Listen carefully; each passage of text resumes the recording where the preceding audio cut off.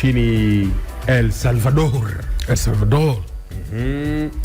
Sasa kule bwana, nafikiri unamfahamu rais wa taifa hilo, anafahamika kwa jina la Nayib Bukele.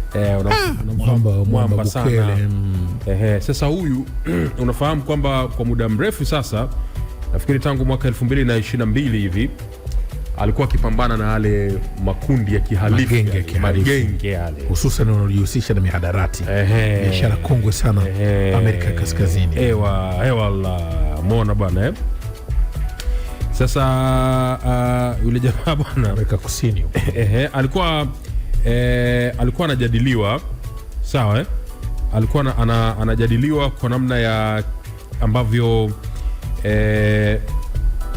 kesi sasa ya wale watuhumiwa wa magenge ya mihadarati, ambapo si unajua kilichotokea ni kwamba wale jamaa hivi karibuni wamefikishwa mahakamani, sawa lakini katika mfumo ambao unafahamika kwa jina la virtual ama remote hearings, na wamekuwa wanakusanywa katika eneo moja, lakini wakiwa wamefungwa miguu na mikono.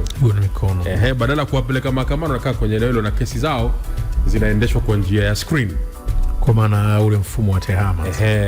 Kwa hiyo wafungwa wote waliunganishwa kwa wakati mmoja, wakati mwingine makundi makubwa, na hakimu na mawakili walikuwa upande wa mahakama, huku wakiwa wao wamefungwa sasa ndani ya gereza kupitia video na kadhalika. Kwa hiyo kesi ilikuwa inaendeshwa sasa kupitia videos wako pale. Sasa jambo hili lilikuwa lina faida kwa Nayib Bukele, si ndio, na serikali yake, kwa kwa sababu faida yake ilikuwa kwanza wanapunguza gharama na hatari ya kusafirisha wafungwa hatari. Unakumbuka wale wana magenge yao, tena magenge hatari sana, wanaweza kukiamsha time yote wakashambulia misafara ya usafirishaji wa wafungwa.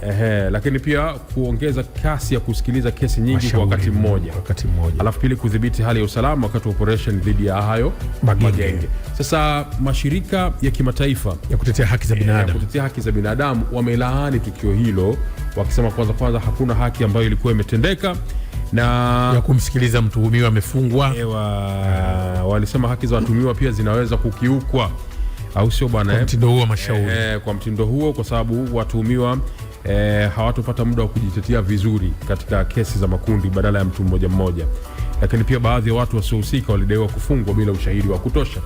Sasa baada ya taarifa hiyo, bwana Nayib Bukele akatoa andiko lake moja la nguvu sana, kama nimewasikia nyinyi watu wa haki za binadamu, lakini nataka niwaambie katika andiko lake yule bwana alikuwa anasisitiza kwamba nataka waambie kwamba watu hao ambao wanawaona wao kama ni watu wema, anasema kwamba hawa sio watu wa kawaida kama ambavyo nyinyi mnadhani.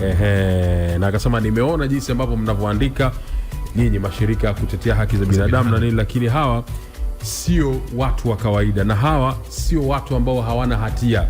Shaelewa bwana wakashahukumu. Akitoa mfano kwamba kuna baadhi, alitoa idadi ya wafungwa 486 ambao wao aliwapachika jina la kuwa ni magaidi, sawa akiwa akisema kwamba wanafahamika kama ni well known gang leaders, lakini pia wameshawahi kushitakiwa na matukio mengi huko nyuma kabla ya kifedhuli kabisa kabla ya hapo. Lakini pia akitaja akisema kwamba katika matukio ambayo wengi wao ambao sasa hivi wapo tena pale wamehusika katika masuala kama ya mauaji, ubakaji, ambapo ubakaji unafuatiwa na mauaji, yani wakishabaka wanaua. Umeona? Kwa hiyo ilikuwa hivyo, lakini pia swala la utekaji nyara, na akatoa takwimu akisema kwamba kundi lile tu la watu ambalo limeonekana pale mpaka pale kufikia pale limeshafanya uhalifu, matukio ya kihalifu 1047, ukiondoa idadi yao ya wao 400. Kwa wastani ni mtu mmoja kwa husika na zaidi ya makosa 100 kama ukigawanya sasa. Lakini pia akisema kwamba wameshahusika na vifo zaidi ya watu 1029. Simuona watu wenyewe wote wana tatuu za ajabu, yani tatuu utafikiri gazeti, yani mtu unajua tatuu hapa, yani kama gazeti ukimcheki hivi mtu unaweza kukimbia kabla hata haja kufuata unaona shida hii. Lakini nadhani pia kwa hiyo bwana Nayib Bukele akawa anasema kwamba tukio hili ambalo amelifanya yeye la kuwaendeshea mashtaka katika mtindo huo, anasema kwamba hiyo kitu sio kitu cha anasema sio kitu cha ajabu, kwa sababu kisha kufanyika miaka ya nyuma barani Ulaya katika ile ambayo ilikuwa inafahamika kwa jina la Nuremberg Trials. Na akasema kwamba kama Europe, kama bara la Ulaya waliweza kufanya hiyo, kuna makosa gani na sisi kutumia njia hiyo kama kuendesha mashauri mradi tu tuweze kukabiliana na kesi. Bwana Nayib Bukele ameshuka nao watu wa haki za binadamu, kajuka nao jumla kwamba wamstahimilie wanachokifanya wao ni kulingana na mazingira walikuwa nayo. Matata sana ule rais yule. Kijana amekuwa na msimamo. Bukele amekuwa na msimamo Palestine, unajua wewe. Anasikia Palestine. Amekuwa na msimamo sana na amekuwa akiingia kwenye mzozo sana na mashirika kutetea haki za binadamu nchini kwake, na haswa kwenye ukinzani wa kuyaendea mashtaka dhidi ya wahalifu wa magenge madawa kulevya. Lakini pengine pia amekuwa na mgongano pia na baadhi ya misimamo yake dhidi ya mataifa ambayo yamekuwa yakikinzana na misimamo ya taifa lake.